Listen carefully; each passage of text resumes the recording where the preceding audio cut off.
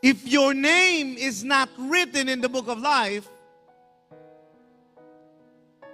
in verse 13, the Bible said, ang Hades at ibinigay ng kamatayan at ng Hades.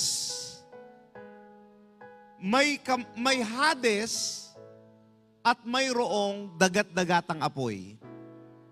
Okay?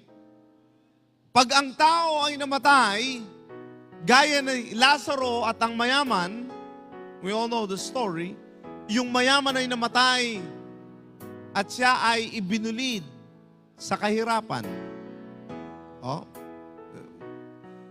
At si Lazaro na mahirap, na kaibigan ng Diyos, ay nasa sinapupunan ni Abraham. Pag ang tao, I had a question one time in the tennis court at sabi niya, Pastor, saan napupunta ang patay? Ito na ang sagot, sa Hades. At sa Hades na nasa mga pagdurusa ay itiningin niya ang kaniyang mga mata at natanaw sa malayo si Abraham at si Lazaro ay nasa kaniyang sinapupunan.